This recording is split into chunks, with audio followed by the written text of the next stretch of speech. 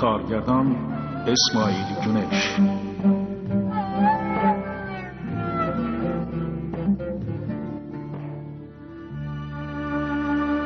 حلالم کن.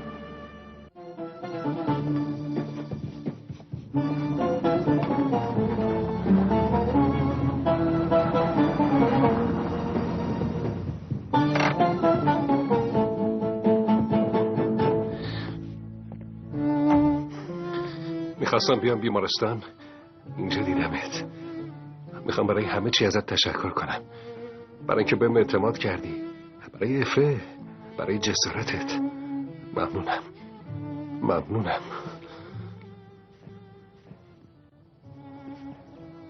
دیگه هیچ وقت نمیخوام ببینمت.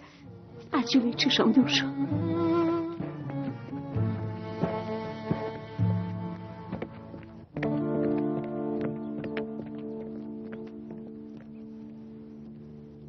میشه یه نون بدین لطفا؟ البته.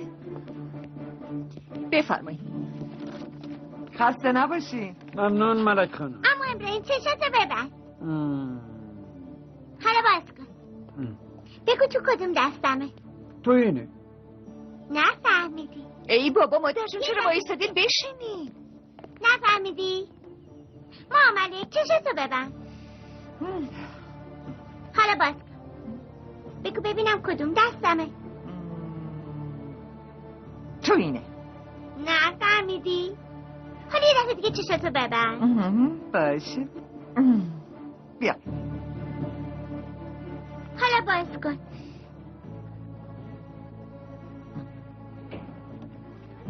تو اینه. فهمیدی؟ خب دیگه من رفتم. یه دفعه دیگه. چند جا کار دارم. خداحافظ. پسرم یه دقیقه اجازه بده. اما ابراهیم چشاتو ببند.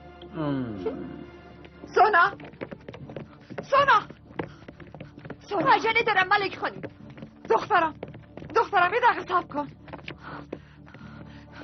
نمیدونی اون روزیه چند نفره؟ هرچی بخوای مراد بهت پول میده، ولی بی اطلاع برداشتنه. تو داری به من میگی دوست؟ عجب زن بی ادبی هستی. اصلا به خاطر تو ما از هم جدا شدیم. دخترم خودت میفهمی چی داری میگی؟ این چه حرفیه؟ تو داری به من تهمت میزنی. خدا نکنه. ببین من نمیخوام کار اشتباهتو به رخت بکشم، نمیخوام اونو جایی بگم. بیا بین خودمون حلش کنیم. کن. نمیخوام دستمو بگیری. خجالت نمیکشی به من تهمت میزنی؟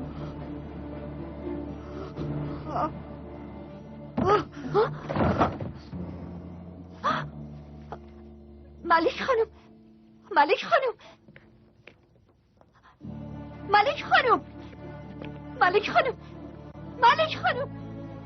کمک کنین.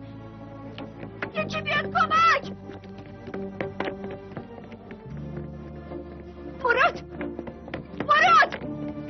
مراد بدو. مراد چی شده؟ مادر ملک بدو. مادر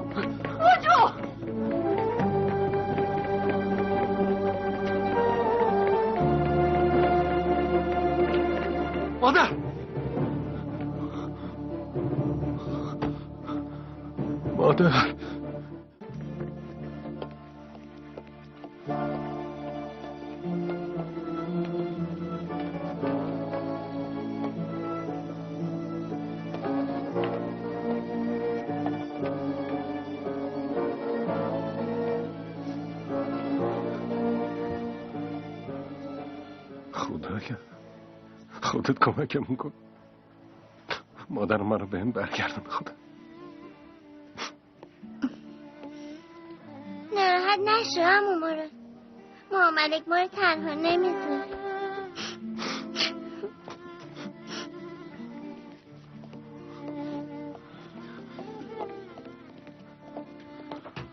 روز بخیر. چطوره؟ فشارش رفته بود رو 19. اگه به 20 میرسید ممکن بود رگای مغزش آسیب ببینه و فلج بشه، ولی به خیر گذشت. میتونین ببرینش منزل. نباید به هیچ وجه بذارین دچار ناراحتی، استرس، نگرانی و مشکل بشه. متوجه شدم آقای دکتر. مراقبش باشین. ممنون. خدا خیلی رحم کرد. میتونین ایشونو ببینین. مادر جون. اگه تو این کار مقصر باشی برات گران تموم میشه، فهمیدی؟ یفه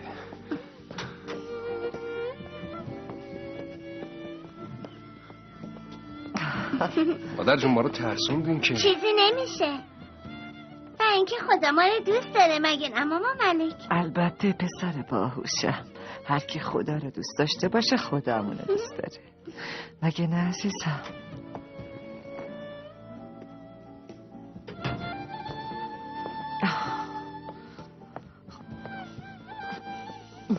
فشارتون به حالت طبیعی برگشته. تشکر دخترم. از این به بعد اجازه نمیدم خستشین مادر جون. بازم میگم به خیر گذشت. ممنون دخترم.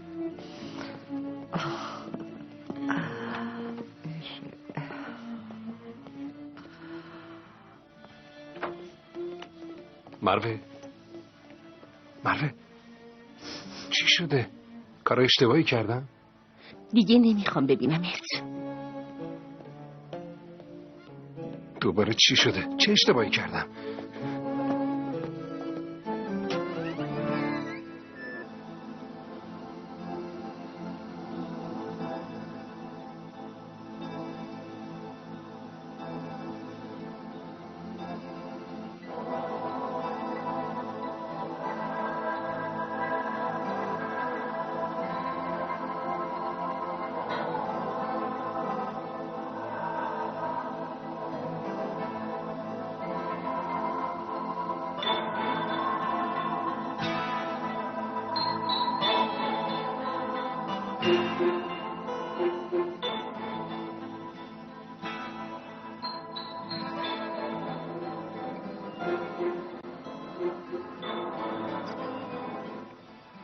اینجا کسی به اسم نوردان کلارار نیست. چطور نیست خانم؟ به من گفته بود میاد اینجا. خواهرم زنم گفته بود قراره بیاد این بیمارستان، اما الان چند ساعته هنوز بر نگشته. یه بار دیگه پرونده رو ببین. نوردان کارالار. گفتم که امروز صبح واسه معاینه اومده اینجا. چند بار نگاه کردم آقا، شاید رفته یه بیمارستان دیگه. مثلا شما میخواین جون مردم رو نجات بدین؟ آره آدمای بی مسئولیت. خیلی کمک کردین، خیلی. معلم ظفر،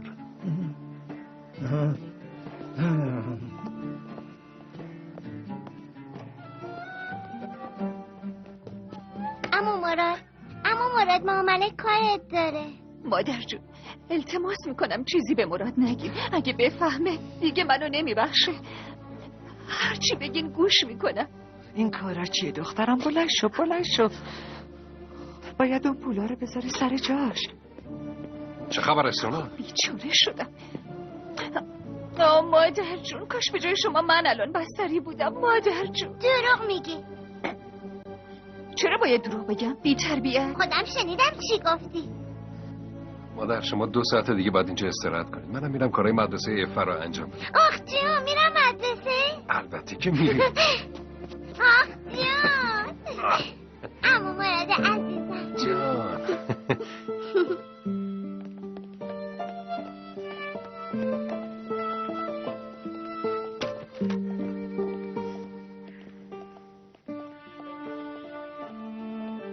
بفرمایید. سلام.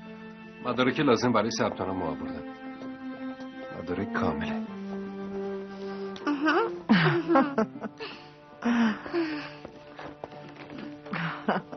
افه جون تو اینا رو باز کن پسرم، منم برم غذا درست کنم. ها؟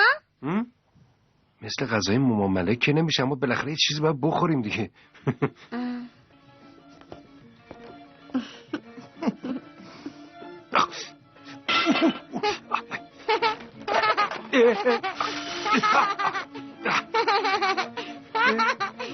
میخنده.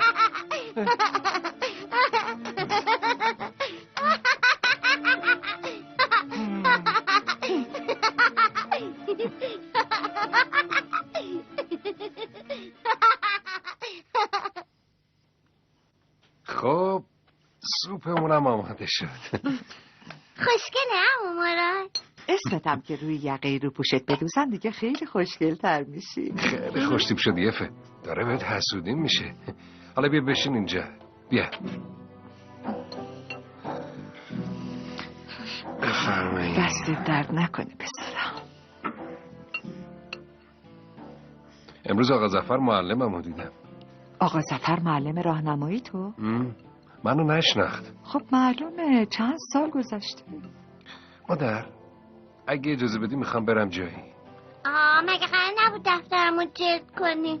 ای بابا. افه جان با هم جلد میکنیم. بذار عمو مرادت بره.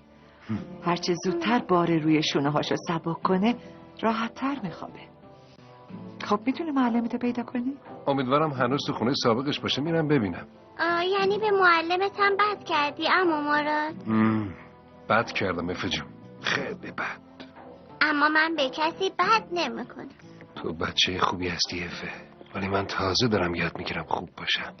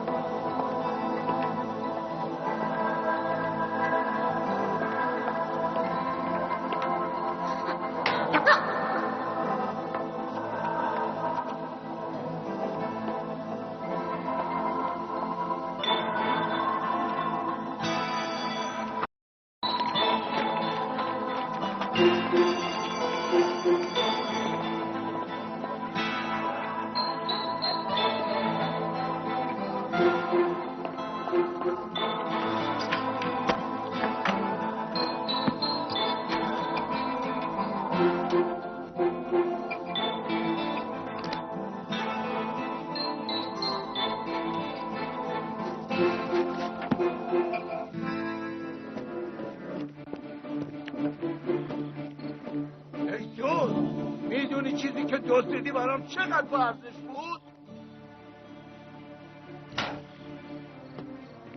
بسته بابا بسته، راحتم بذار. باید چیزایی که دزدیدی پس بدی، نمیتونی فرار کنی. داداش باشه ببینم. بگیرش پسرم بگیرش. ببینم داداش کجا داری میری ها؟ به تو هیچ ربطی نداره، ولم کن. چیکار کردی؟ چی دزدیدی؟ خجالت نمیکشی؟ ببین با این پیرمرد چیکار میکنی؟ اون پیرمرد پدرمه، ولم کن. 3 ماه پیشم اومدم همین کارو کردی، یادت میاد؟ آخه چرا با من اینطور رفتار میکنی؟ دیگه نه زنگ بزن نه سراغمو بگیر. از این بد اخلاقیات خسته شدم. آخه آدم از پدرش هم دوستی میکنه. آره دوستی میکنه.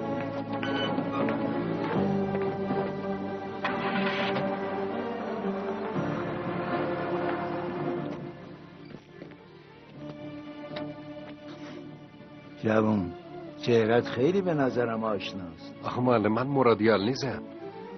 سال 1983 شاگردتون بودم، کلاس 3B، مدرسه راهنمایی چکماک. خیلی عوض شدی مراد. ولی شما خیلی تغییر نکردین. بیا تو گفتی اسمت چی بود؟ مراد استاد، مرادیال نیست. خیلی خوب بیا تو.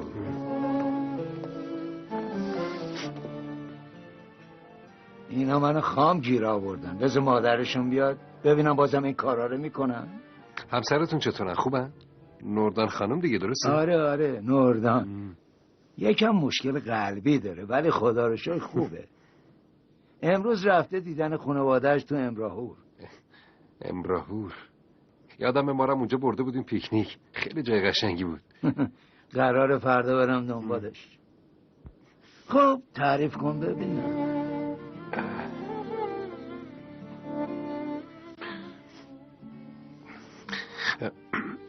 استاد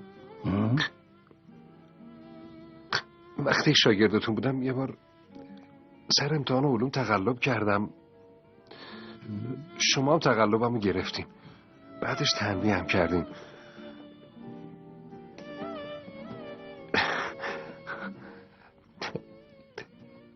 از دستتون عصبانی شدم، کیفتون رو دزدیدم. کدوم کیف ما؟ یه کیف قهوه‌ای رنگ داشتیم، توش ساعتتون بود و دفترتون. خب حالا اینا رو برای چی به من میگی؟ اومدم ازتون حلالیت بطلبم. همه رو پیدا میکنم و میارم. اگه پیدا نشه پولش هر چی باشه پرداخت میکنم.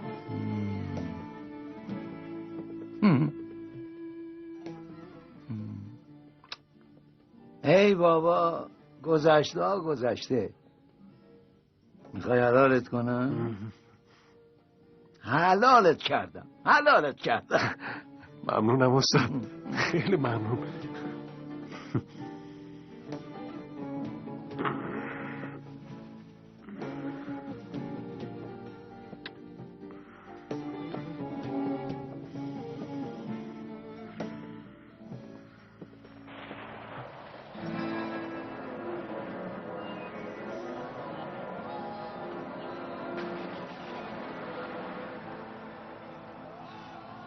حلالت نمی کنم.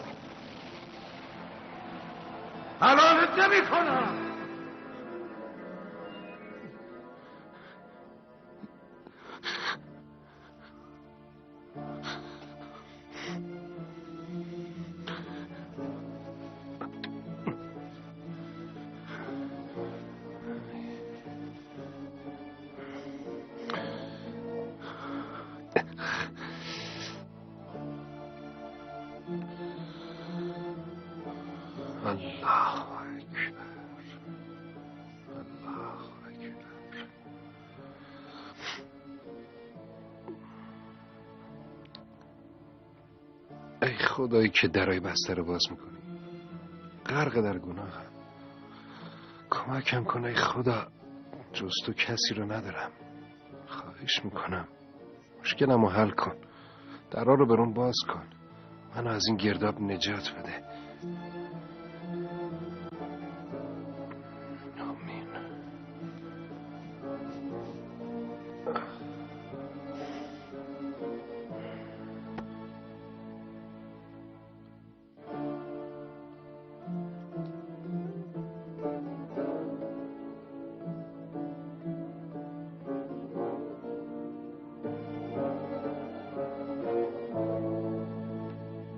معلم ظفر. عمو مراد من حاضرم. افه جون هنوز زوده. زود بریم دیگه. سرویس ثبت نامش کردی؟ بله مادر. اگه یه وقت کاری چیزی پیش بیاد بچه دچار مشکل نشه. خوب کاری کردی. خب دیگه پسرم با امید خدا شروع میکنه. برو عزیزم. خداحافظ. دستتو بده من. پس چرا این سرویس نیومد؟ خیره باشه. آها اومدش. بیا پسرم. بچه برو بالا. بیا عزیزم بگیر برو. بیا زود باش. بیا افه. آره دیگه. اینجا بشینم. تو هم بیا. ولی من مدرسه رفتم. الان نوبت توه. آخه من تنها برم. تنها که نیستی ببین. تو هم بیا. تو که ترسو نبودی افه. برو ببینم برو.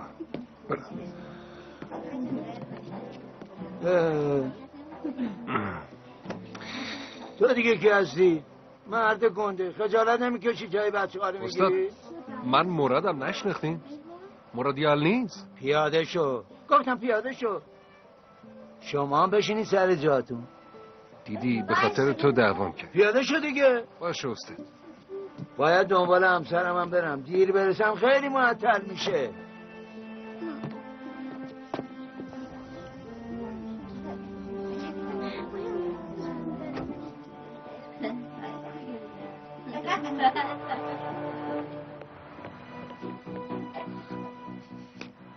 پول صندوق کمه تا مراد نفهمیده باید پولا رو بذارم سر جاش.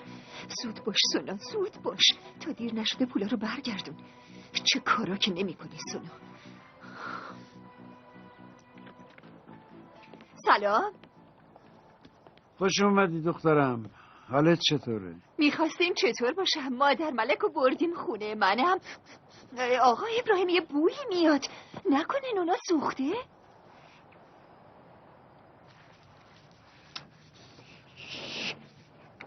نه دخترم چیزی نیست. چه بویی؟ ای بابا به شما خوبی هم نیومدی؟ ای بابا از اونجا به کنار ببینم. خیلی خوب تو هم. میخوام برم دیدن مادر ملک. میخوام براش یکم آش درست کنم. خداحافظ.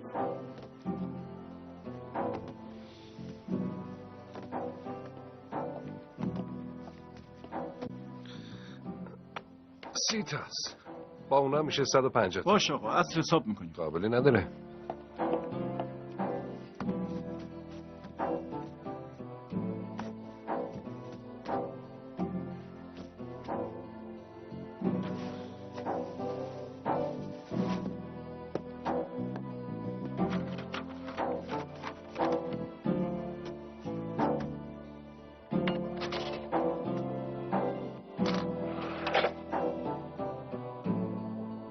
ممنونم. خواهش میکنم.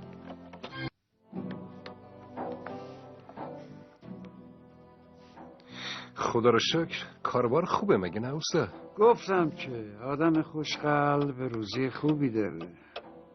برم یه زنگ بزنم. افه باید اومده باشه.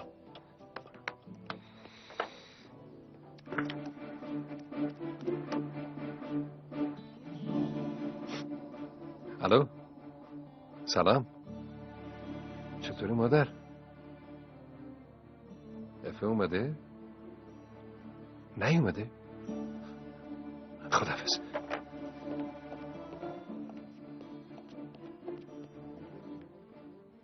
ای بابا آقای مدیر، پس این بچه‌ها آروم باشین. آروم چطور باشین. آروم باشم آقای مدیر؟ بچه‌ها بر نگشتن. خواهش میکنم آروم باشین. چند ساعتی که مدرسه تعطیل شده ولی هنوز از بچه‌ها همه چی تحت کنترل. شما اصلا نگران نباشید. گم شدن. بچه‌ها پیدا میشن. سرویس هنوز نیومده؟ اینها پلیس هم اومد. بازم تو سر کلات پیدا شد؟ تو هر کاری باید دخالت کنه؟ افهم تو اون سرویس بود. موندم چجوری از اون بچه مراقبت میکنی؟ پیدا میشن. قول میدم بهتون. آروم باشید. بله خدا آقایون آروم باشید. آروم باشید. یکی بگه اینجا چی شده؟ جناب کامیسر ساعت هاست از بچه‌هامون خبری نداریم. راننده استاد ظفر بود نه؟ شما میشناسینش؟ معلم بازنشسته است. یکم سنش بالا بود ولی خیلی خوب مراقب بچه‌ها بود. حتما ماشینش یه جایی خراب شده. هرچی تماس میگیریم موفق نمیشه. گفته بود میره دنبال زنش. یعنی رفته خونهش؟ ولی یه ساله که زنش فوت کرده. خدا رحمتش کنه. امروز باید دنبال همسرم به امراهور برم. حالا به خاطر شما اونجا کلی معطل میشم.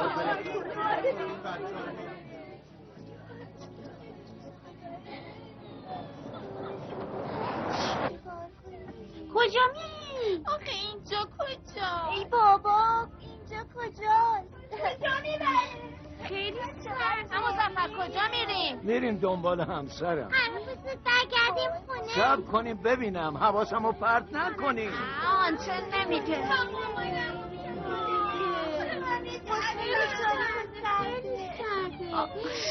همه جا تواره که هیچ جا دیده باشه.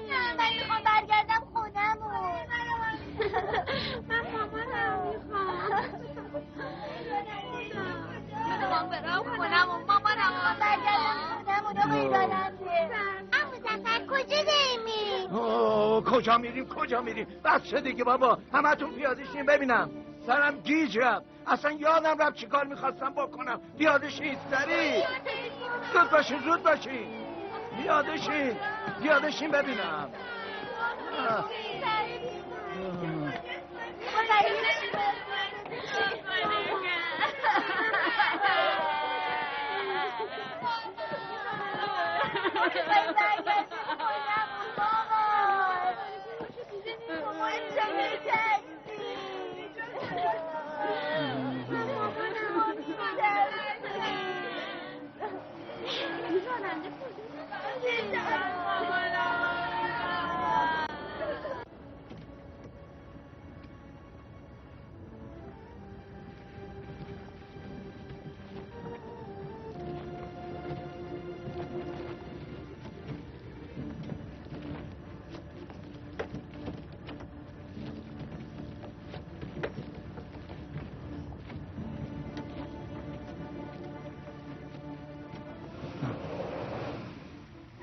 نوردان توی نوردان.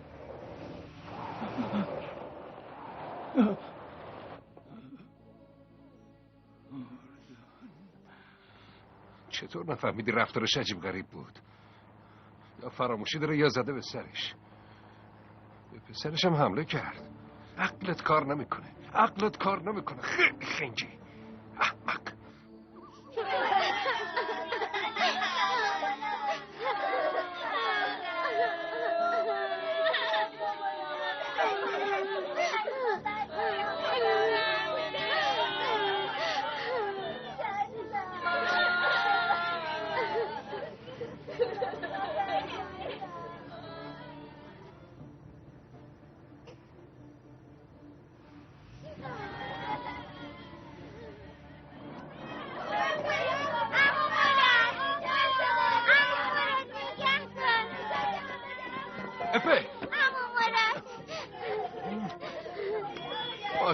باشه بچه باشه نترسی. باشه تموم شد. همه چی درست میشه. صبر کن ببینم. افه عمو راننده کو؟ نمیدونم اصلا به من چه. بریم خونه. من میخوام برم خونه. ساکت چین ببینم. همه تون برمیگردین خونه. ولی اول باید عمو راننده رو پیدا کنیم. باشه؟ افه به این میگن خودخواهی. به چی؟ به اینکه فقط به فکر خودتی. تو که بچه بدی نبودی. از اون طرف رفت. خیلی خوب باشه همه تون سوار شید. زود باشید. خودم ببینم. سری بریم بلند.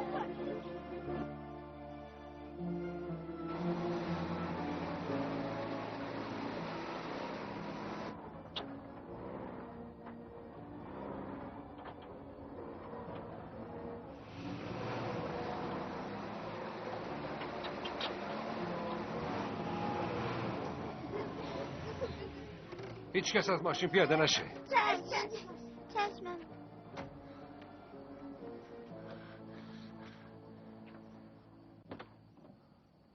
استاد تو دیگه کی هستی؟ مرادیار نیز شاگردتون بودم. مدرسه راهنمایی چکمک. برگردیم مدرسه استاد. دنبال زنم نرفته برگردیم. استاد همسرتون؟ آره زنم مثل فرشته هاست. اگه بدون دنبالش نرفتم ناراحت میشه. نمیخوام ناراحت بشه. حتی تحمل یه قطعه اشکشو ندارم. چی کار کنم؟ تا دنبال مادر بچه ها نرم هیچ جا نمیرم. استاد نوردان خانم تو شهر منتظرتونن. بیاین زودتر بریم. خب اینو زودتر میگفتی. سوارشو برید زود باش.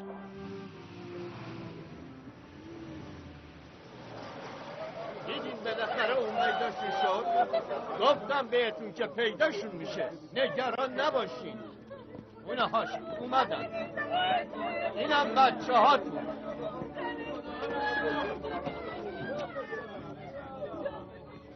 گفتم که جای نگرانی نیست. پیدا میشه. استاد حالتون خوبه؟ میدونی کاری که کردی چقدر خطرناک بود؟ ها؟ مجبور بودم جناب کمیسر. بیا پسر ازش بازجویی کن. کمیسر جناب رئیس استادم مریضه. یه جور بیماری داره مثل افسردگی یا فراموشی. اجازه بدیم ببریمش دکتر. اون به جای بازجویی احتیاج به دکتر داره. میفهمی چی داری میگی؟ اون بچه ها رو دزدیده بود. بی غیرت بی حیا. اون بچه ها رو ندزدیده بود. وقتی پیداش کردم خودش هم نمیدونست کجاست.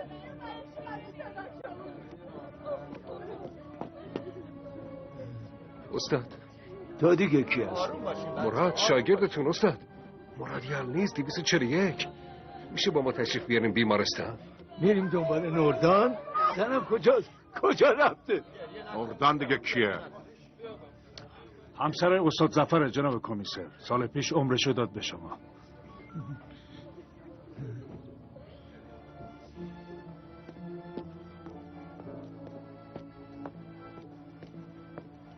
اون فرم ثبت نامو میدی؟ البته. مراد پدر. مروه جان تو به کارت برس. ولی پدر. مروه بهت گفتم به کارت برس. در ضمن تو به من یه قولی داده بودی یادت که نرفته. مروه زود باش. قولت عمل کن مروه.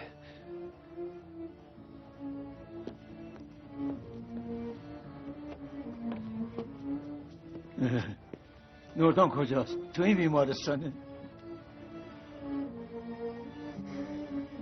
ببینین بیماران آلزایمری ممکنه نزدیکترین فرد خانواده‌شون هم نشناسن. ممکنه راشون رو گم کنن، تاریخ رو فراموش کنن. ممکنه صداهایی بشنون و یا با اشخاصی صحبت کنن که وجود ندارن. وسایلشون رو گم کنن. حتی ممکنه شما رو متهم به دزدیدن وسایلشون بکنن. ما با این موارد خیلی روبرو هستیم. در ضمن ممکنه به یه سری عادات سابقشون هم ادامه بدن. مثلا ممکنه با وجود اینکه کار نمی‌کنن، صبح بلندشن برن سر کار. ممکنه تو زمان اشتباه بکنن. به مرور اسامی بچه‌هاشون و تمام تاریخ‌هایی که مربوط به زندگی شخصشون میشه و اینکه مثلا چند سالشونه، حتی غذا خوردن، حتی رفتارهای روزانه‌شون رو فراموش میکنن. ممکنه فکر کنن تو خونه‌شون آدمای غریبه هستن. یه بیمار آلزایمری زمانی که تو آینه نگاه میکنه ممکنه حتی صورت خودش هم به یاد نیاره و فکر کنه اون یه غریبه است.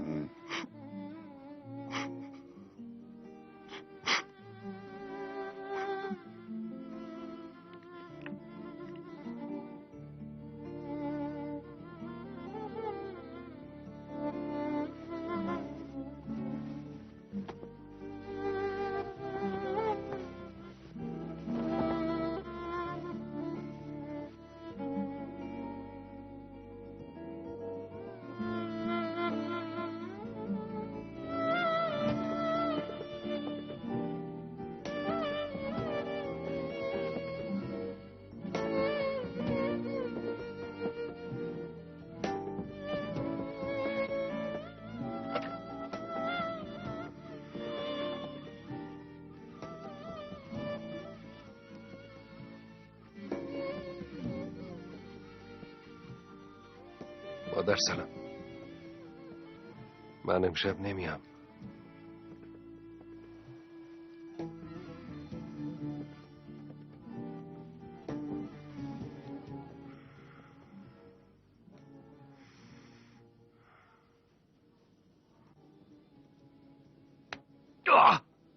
تو دیگه کی هستی؟ تو خونه من چی کار میکنی؟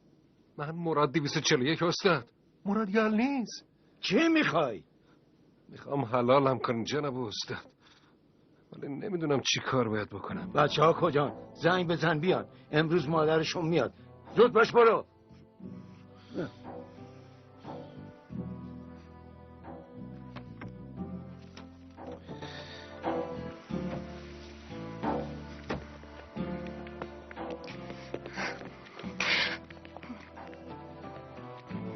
باز که تویی. شما چی میخوای آقا؟ اصلا کی هستی؟ پدرتون مریضه. چه مریضی؟ فراموشی. مزخرف نگو. پدر من مثل فولاده، فقط یکم لجباز و بد اخلاق، همین. مثل اینکه پدر حالا میخواد بد اخلاقیاشو اینطوری بپوشونه تو با.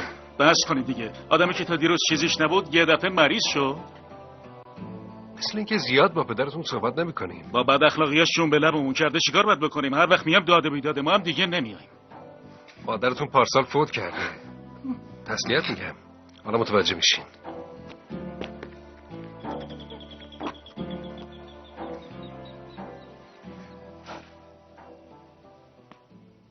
بفرمایید. سلام. برای همسرتون یه پیغام داشتم. کی برمیگردن؟ نوردان خونه نیست. رفته بیرون خریده. الان دیگه برمیگرده. بابا بزرگ. بابا جون. تو با دخترم مامانت نگران میشه. از صبح تا حالا کجا بودی؟ بیا تو ببینم. بیا عزیزم.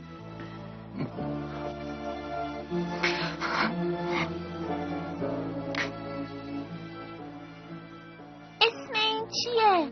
اسم این ماهی کوچولوه. اگه شما دنبالش نمیرفتین معلوم نیست چی میشد. خدا خیلی بهمون رحم کرد. فکر میکردیم اون اخلاقش تون شده.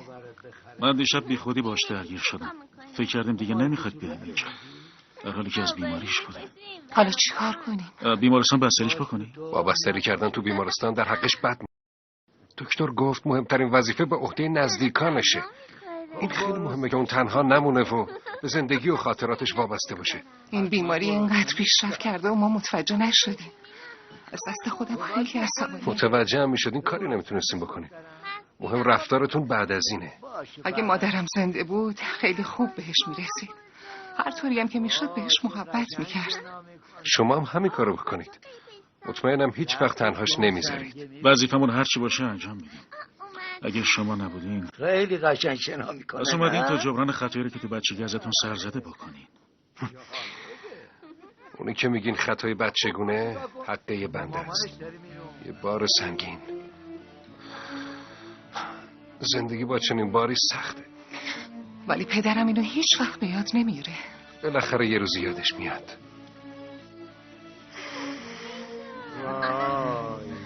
میبینی بچه ها چقدر خوشگلن؟ آره بچم داره. بچه کوچولوها رو نگاه کن. این ماهی قرمزو ببین، از همشون بهتر شنا میکنه. استاد مثل این که این ساعت یادگار پدرتونه. ساعتم کجاست؟ ساعتمو کجا گذاشتین؟ نوردان ساعتم کجاست؟ استاد ساعتتون رو من برداشتم.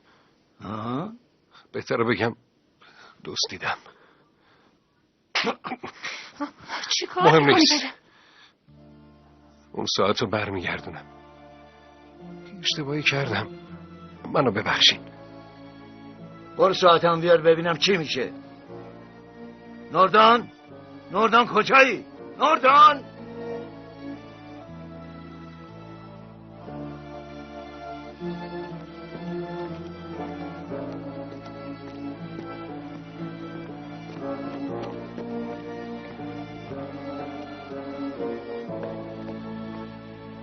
سلام علیکم.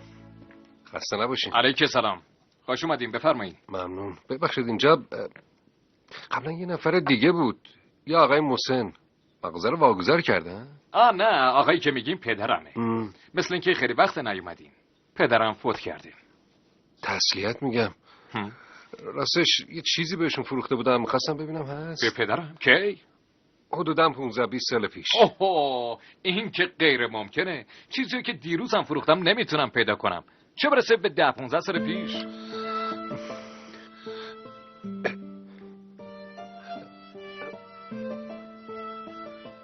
میشه از نزدیک به اون عکس نگاه کنم؟ اونو؟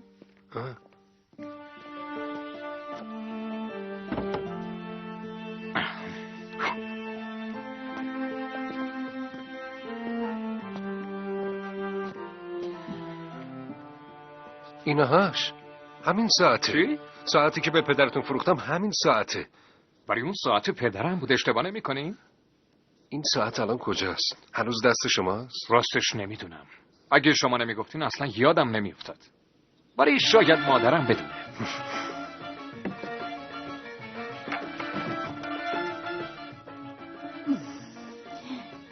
یه بچه به اون خدا بیامرز فروخته بود، اونم خیلی خوشش اومده بود، خودش برش داشت و بعد از اون اصلا از خودش جداش نکرد. اون بچه من بودم خانم.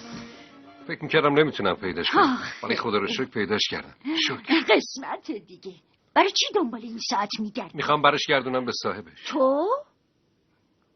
اون موقع یه اشتباهی مرتکب شدم، با خودم فکر کردم یه جوری جبران کنم. والا چند وقتی که همینجوری تو این جعبه مونده.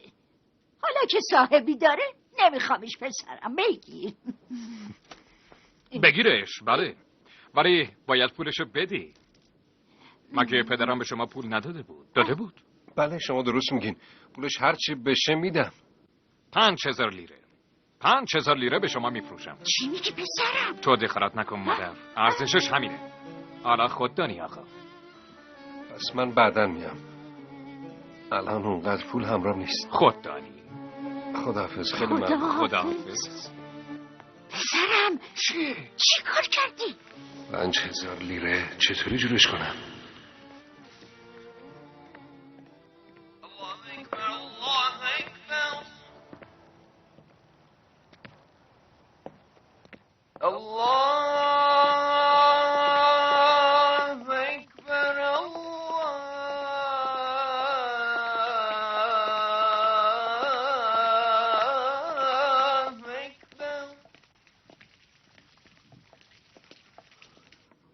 خدایا بگو من چی کار کنم؟ با یه بیمار آلزایمری روبرو هستم. حتی اگه ساعتم براش ببرم یادش نمیاد. شاید لازم نباشه اصلا این کارو بکنم. توبه، استغفرالله.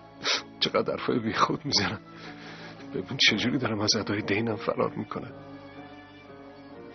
خدایا منو تنها نذار. خدایا منو تنها نذار. منو تنها نذار.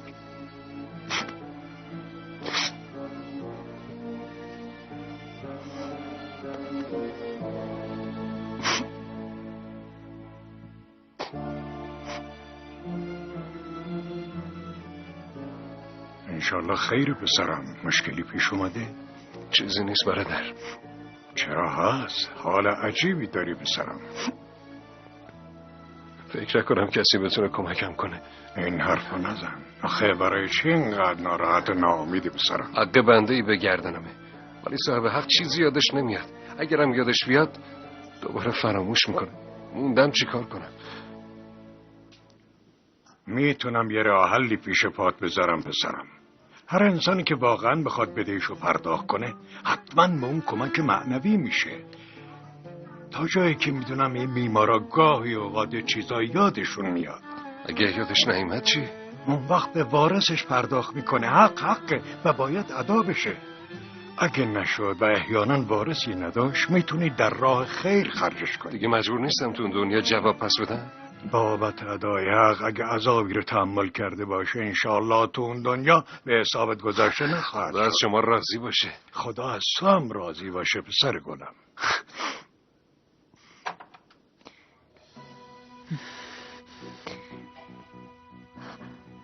که اینطور دنبال این آدمو میگرده.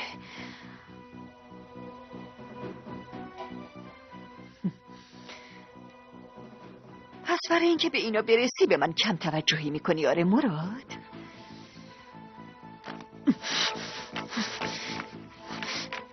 اول باید از من حلالیت بخوای آقا مراد.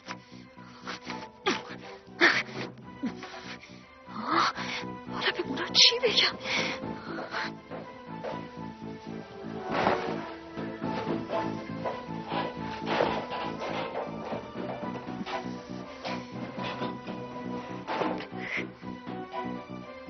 این دیگه چیه؟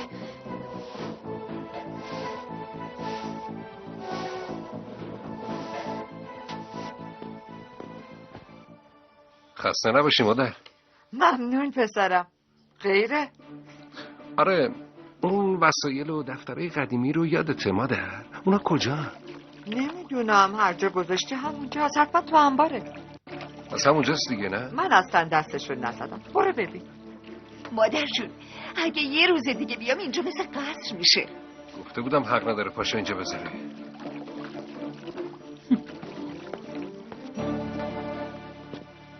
ای بابا اینجا چرا اینجوری شده؟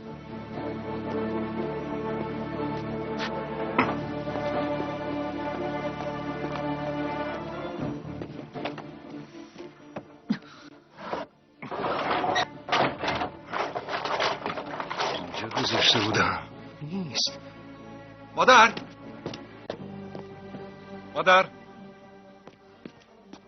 کی رفته پایین؟ کی دستشون زده؟ من دست ندادم پسرم. ای بابا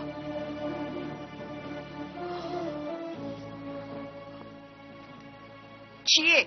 با اینو تو به هم ریختی؟ چه به هم ریختنی؟ مثل دسته گلش کردم. اون همه آتاشخال چی بود؟ اتاقتم تمیز کردم. چی کار کردی؟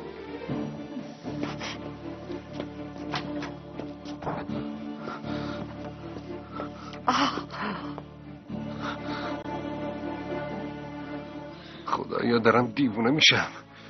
مگه به تو نگفتم به وسایل من دست نزن؟ مگه چی؟ مرتبشون کردم. اصلا به تو خوبی نیومده. همش چند تا کاغذ پاره بود. اون کاغذها واسه من خیلی مهم بودن. کجا؟ ریختم دور. اما مراد من اومدم.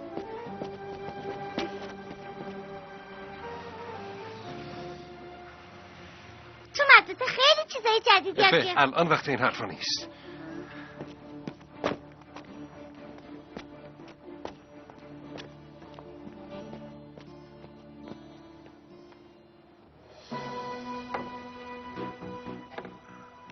استاد ابراهیم ماشین لازم دارم.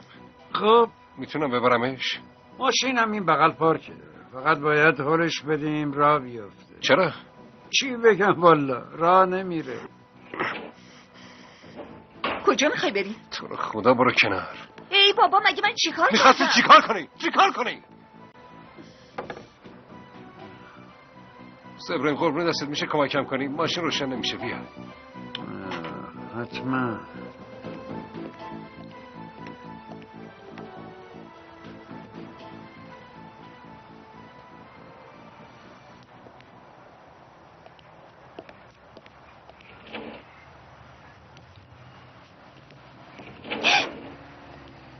چیزی شده؟ نه چیزی نیست. داشتم اینجاها رو مرتب میکردم همین.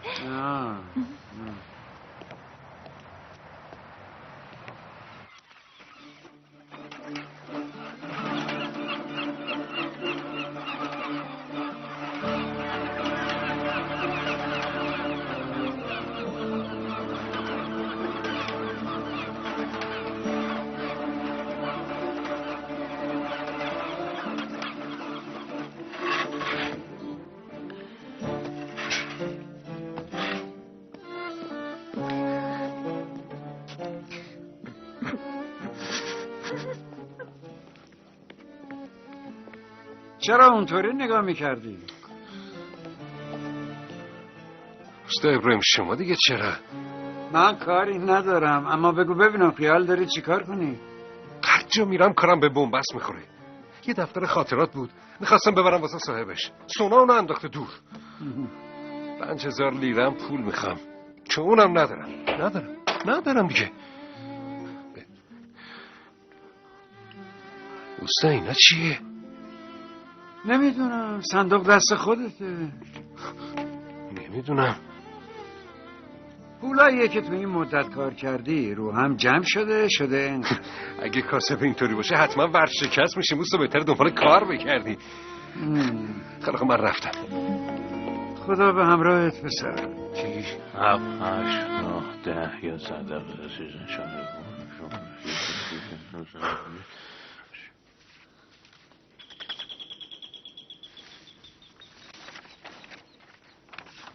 پدر آقا مراد اومدن دیدن شما. فعلا کار دارم.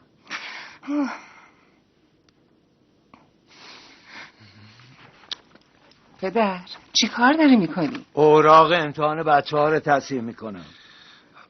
ولی شما که تصحیحشون کردی. تو کارم دخالت نکن. استاد ساعتتون رو آوردم. چه ساعتی؟ تو دیگه کی هستی؟ مراد 241 استاد. مراد یار نیست. مدرسه راهنمایی چکماک.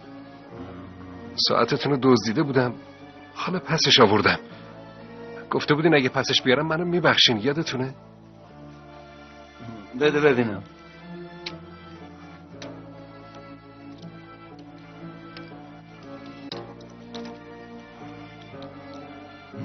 ساعت قشنگیه پدر جون.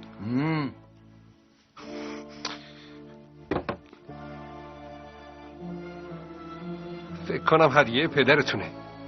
اینهاش اینجاست. داره این ساعت رو بهتون هدیه میده. و حالا تو بچش آوردی؟ بله استاد. میدونم خیلی دیر کردم، ولی خواهش میکنم حلالم کنین. حلالت کردم.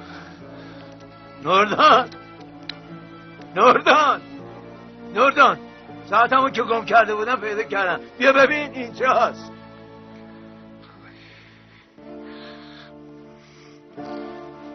خب اون بار سنگین از شونه هاتون برداشته شد؟ هنوز نه، دفترشم برداشته بودم. اگه دفترشم بیاریم بازم اون چیزی رو به یاد نمیاره. حافظش رو از دست داده. انشالله یه روزی یادش میاد. با اجازهتون من دیگه میرم. پدر آقا مراد دارن میرن.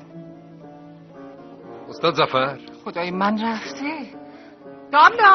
داملا پدر بزرگت کجاست؟ داملا نیستن، هر دوشون نیستن. بیا بریم، مامانت منتظرمونه. دلم واسه نوردان تنگ شده. تو کجایی نوردان؟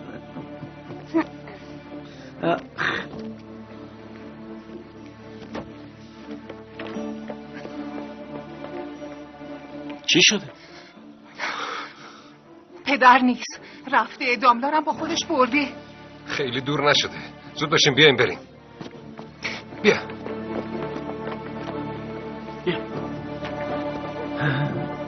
پدر بزرگ دخترم تو بچه کی هستی؟ نمیدونی بچه تو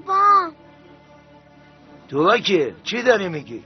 زود باش برو پیش مامانت، من کار دارم، نگرانت میشن. برو زود باش.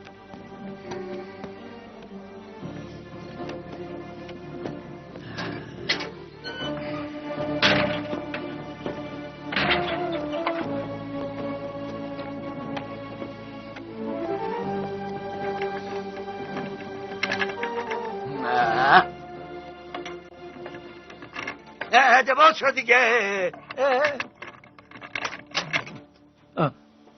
چی کار داری میکنی؟ خجالت نمیکشی؟ ای بابا هیچ جوری از دست شما آسایش نداریم. یه دازی این مدلی ندیده بودیم.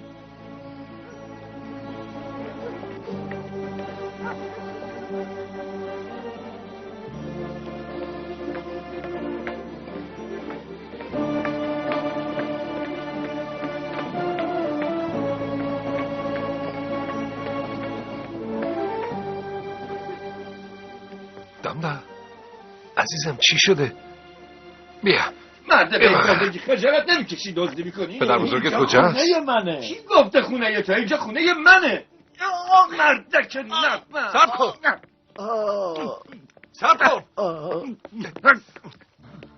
این کارو نکن آقا. چی میگی؟ چیه؟ واسه چی داریم میزنیمش؟ حتما میخواستیم به دزد بگیم تشریف بیارین داخل. دزد کدومه؟ یه نگاهی به قیافش بنداز. اون مریضه. چه مریضی؟ آلزایمر، فراموشی حافظه. آخه جانم ما از کجا بدونیم؟ اون داشت به زور وارد خونه میشد. ای بابا شکسته.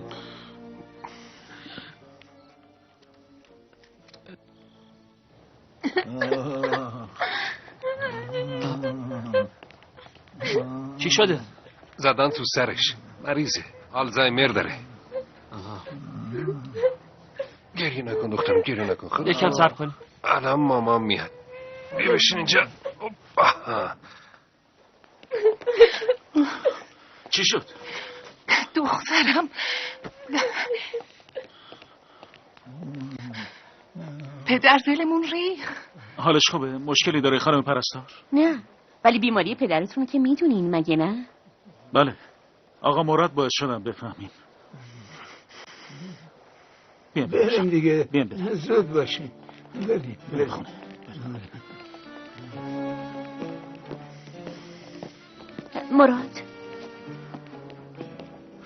مراد من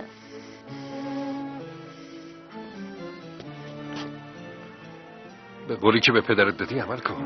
ازم دوری کن. مراد مجبور بودم این کارو بکنم. باید درکم کنی. پدرم اجازه ندادی درکت کنم مگه نه؟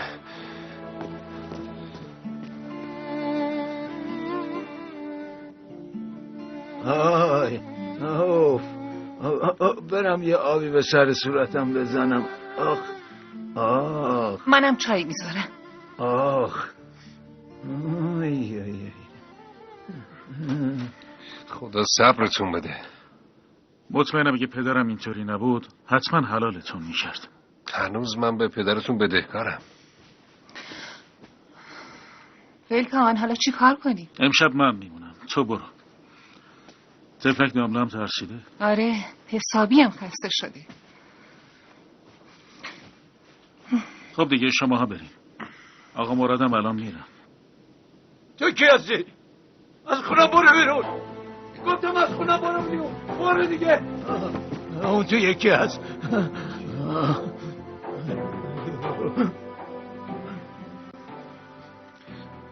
ممکنه فکر کنن تو خونه‌شون آدمای غریبه هستن. حتی زمانی که تو آینه نگاه میکنن شاید چهره خودشون هم به یاد نیارن.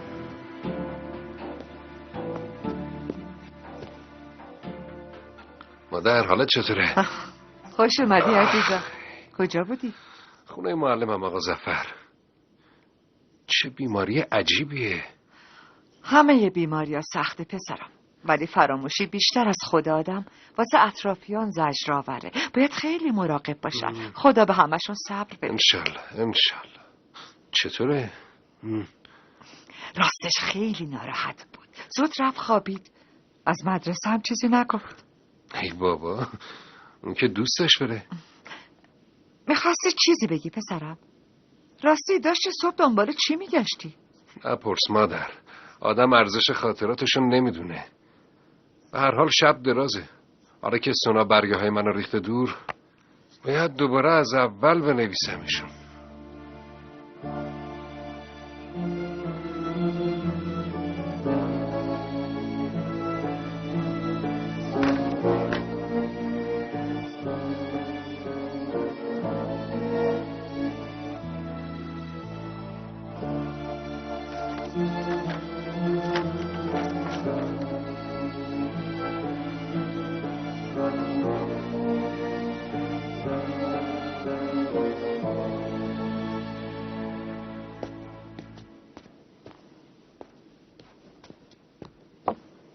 صبح بخیر آقای دانش آموز. وا، چه شده؟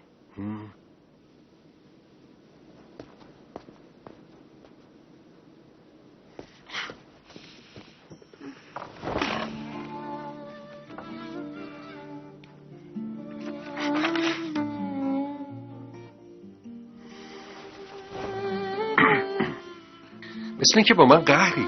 فعلا دارم کتاب میخونم. اون کتاب نیست، دفتره. نه خیلی کتابه. توش که نوشته داشته باشه میشه کتاب، خالی باشه میشه دفتر. خب حالا اینا رو کی نوشته؟ یه روزه نوشتن یاد گرفتی؟ نه توش نوشته شده بود، مثل که متوجه نیستی. حالا این از کجا آوردی؟ نزدیک بود دیروز بندازیش دور. منم از اشغالا برش داشتم.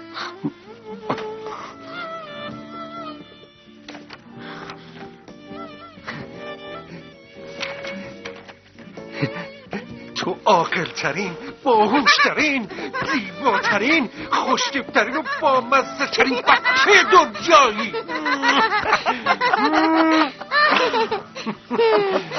این کتابو میدیش به من؟ اصلا مال خودته. نه مال توه نه مال من، مال کسی که الان خیلی بهش احتیاج داره. مادر من رفتم، باید فوراً برم مادر. کجا پسر؟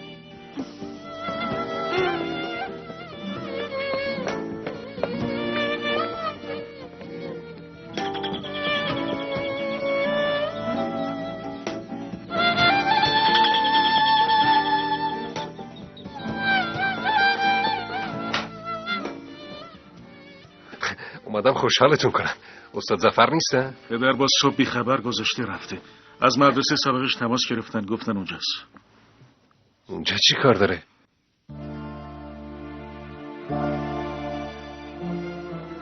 خب بگین ببینم وظیفه برگ درخت چیه؟ خنک کردن هوا رو میگیره بعد میده بیرون. عمل فتوسنتز آقا.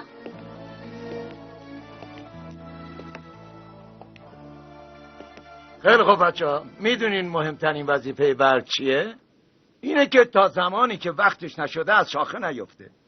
الان باید تو اتاق باشه. برم ببینم.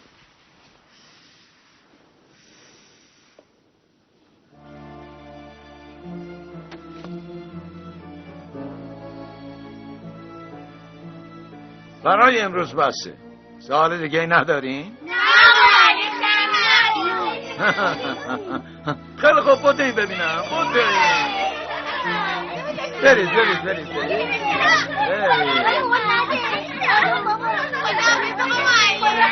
عزیزم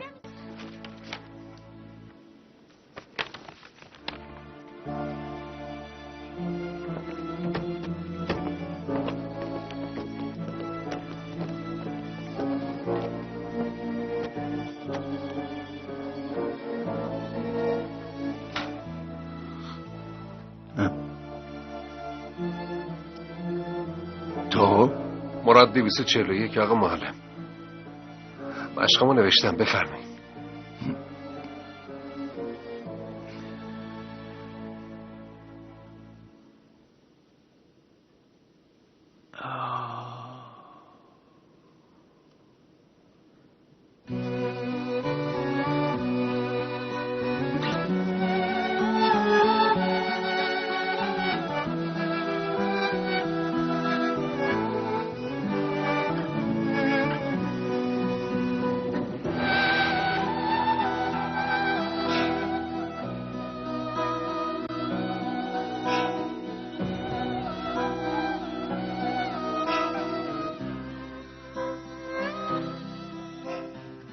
بالاخره به آرزوم رسیدم. خداوند نوردانو برام حفظ کنه.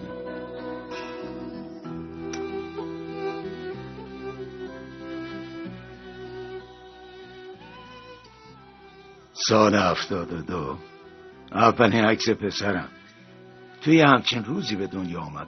خدا رو هزاران مرتبه شکر. دلم میخواد اسمشو برکان بذارم.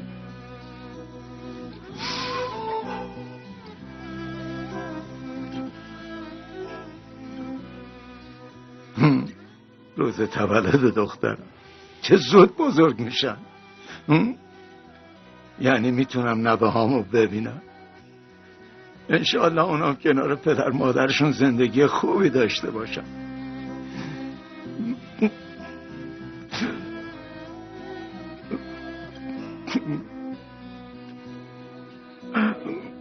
اینا چه بچه های خوبی بودن. ثروت 142، احمد 859، مراد 240. بله آقا معلم. مراد؟ ای ناخدا.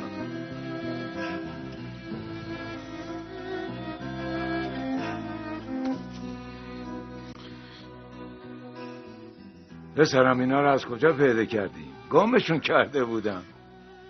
من برداشته بودم آقا معلم. بهتره بگم وقتی شاگردتون بودم دزدیده بودم.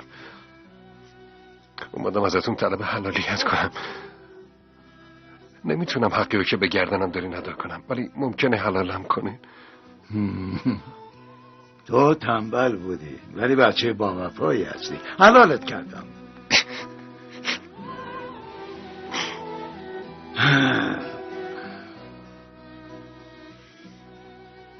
چه صورت زیبایی داره.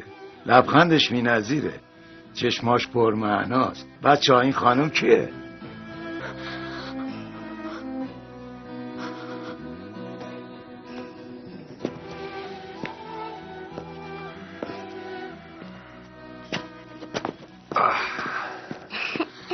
ببینم. مراد اگه کارایی رو که کردیم یادمون نیاد چی میشه؟ اگه ما یادمون نیاد ممکنه واسه ما محو بشن، ولی خدایی داریم که همه چیزو میبینه، میدونه و ثبت میکنه. آقا کوچولو برای همین از همه حلالیت میخوای؟ تو میدونی آدم ها از کارهای بدشون چقدر خجالت میکشن؟ آره. پس باید کاری کنیم که به درگاه خدا خجالت زده نباشیم. پس بزن قدش.